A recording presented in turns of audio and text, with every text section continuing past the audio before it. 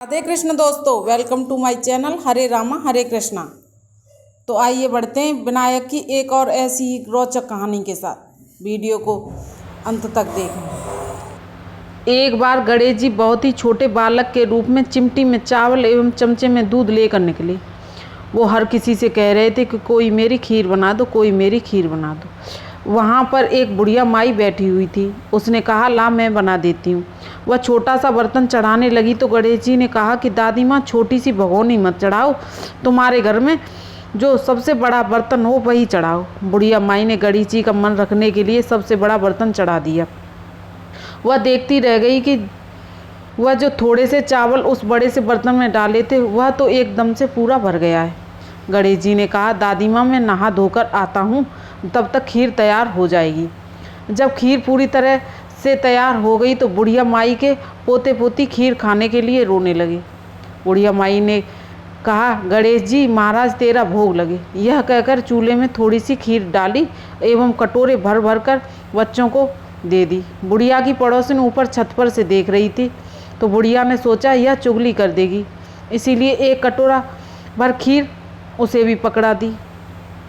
बेटे की बहू ने भी चुपके से एक कटोरी खीर ले जाकर खाई एवं कटोरा चक्की के नीचे छुपा कर रख दिया।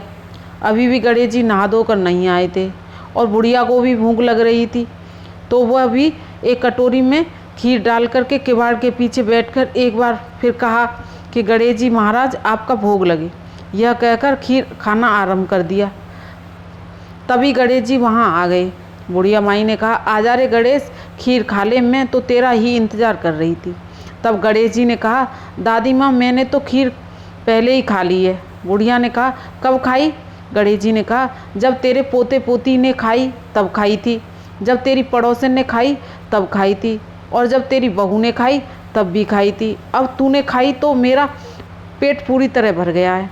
बुढ़िया ने कहा, बेटा तेरी सारी बात सच है, परंतु बहू बेचारी तो सुबह से काम में लग रही है, तो फिर उसने खीर कब खाई? गणेश जी महाराज ने कहा, चक्की के नीचे देख, झूठा कटोरा पड़ा है, तूने तो मेरा भोग लगाया, वह तो बिना भोग लगाए ही खा गई। बुढ़िया ने कहा, बेटा घर की बात है, घर में ही रहने दो, अब बताओ बची हुई खीर का मैं क्या करूं? गणेश जी ने कहा, नगर को जिमा दो। बुढ़िया माई ने पूरी नगरी जिमा दी, फिर भी बर्तन बिल्कुल खाली नहीं हुआ। जब राजा को यह बात पता चली तो राजा ने बुढ़िया को बुलवा लिया और कहा, क्यों री बुढ़िया, ऐसा बर्तन तेरे घर में कहाँ से आया? ऐसा बर्तन तो राजा के महल में होना चाहिए। बुढ़िया ने कहा, राजा जी इस बर्तन को आप ले लो। राजा जी ने खीर का बर्तन महल में मंगवा लिया।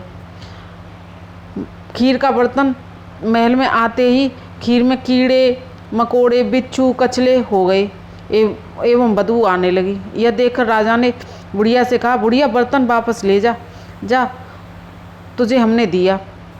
बुढ़िया ने कहा, राजा जी आप देते तो पहले ही तभी दे देते, यह बर्तन तो मुझे मेरे गणेश जी ने दिया है। बुढ़िया ने वो बर्तन वापस लेते ही उसमें सुगंधित खीर हो गई। घर आकर बुढ़िया ने गणेश जी से कहा, बची हुई खीर का क्या करें? गणेश जी ने कहा, बची हुई खीर को झोंपड़ी के कोनों में गड्ढा खोदकर उसमें गाड़ दो। उसकी जगह सुबह उठकर वापस खोदोगी तो धन के 2 हीरे मिलेंगे। ऐसा कहकर गणेश जी अंतर ध्यान हो गए और जाते जाते बुढ़िया की झोंपड़ी में लात मारते हुए गए। झोंपड़ी की जगह एकदम नया महल खड़ा हो गया। सुबह बहू ने फावड़ा लेकर पूरे घर को खोद दिया, कुछ भी नहीं मिला। बहू ने कहा, सासू जी थारो गणेश जी तो झूठो निकलो। सास ने कहा, बहू मारो गणेश झूठो नहीं तो, ला मैं देखूं। वह सुई लेकर खोजने लगी तो टन टन करते 2 हीरे निकल आए। बहू ने कहा, सासू जी गणेश जी तो सच्चो ही है। तब सास ने कहा, गणेश जी तो भावनाओं के भूखे हैं। हे गजानन, गणेश जी महाराज जैसा आपने बुढ़िया को दिया ठीक वैसा ही सबको देना। विनायक जी की कहानी कहने और सुनने वाले और हुंकार भरने वाले और आस पड़ोसी सभी को सब कुछ देना। कहानी अच्छी लगी तो वीडियो लाइक शेयर करें, सब्सक्राइब करें। धन्यवाद दोस्तों।